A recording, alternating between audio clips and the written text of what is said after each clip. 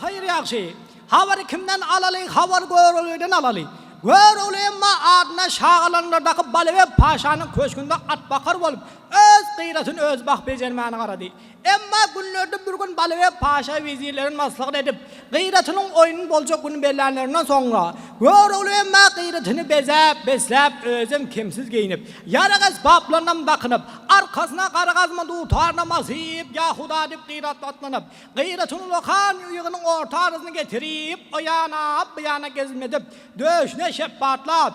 ey hürüm hemrahim kıyrat indi bir yurda aşağılık bozup bolundur diyen vaktinde baleve paşa kıyırdı ey şağalanlar bu kıyrata görülüğün kıyrat diyeler muğa görülüğünün aydımından bir kınama etmezin bu canavar oynatmaz ahirim acab bolya taksir dip şu yerde atı üstünde saz desinde menin bir bedevatım var atılıp girse meydana kanimini kan engreder tozan menzar dumanı dip beşkenme söz der oldu gör vak nami derka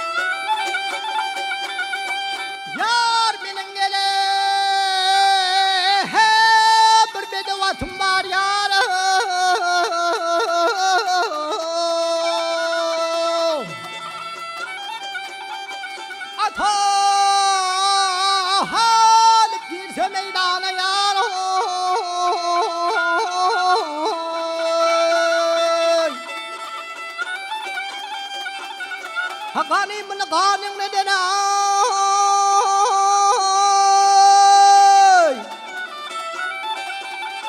Kudat minga dumana yo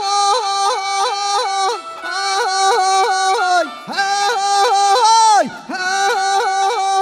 Yar geziriyele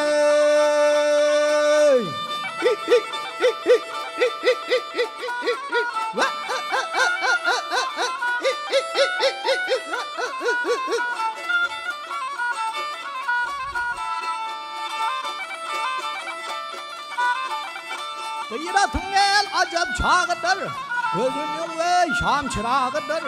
Ganim gözünün ey ağıdır ey Toynağında kuvey nişan ey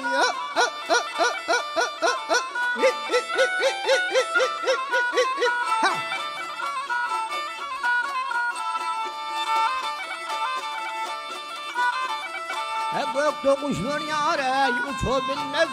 Maral kulacan ey kaçabilmez Çölde laçın uçabilmez Kıyratın gel girse meydan ey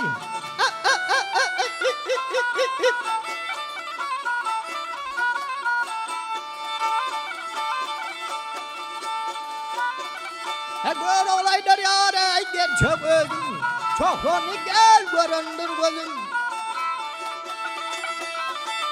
Ay atım yanında memul özüm bakmana fana sultan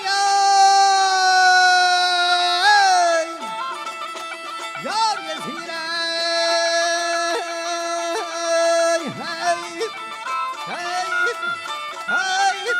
alayip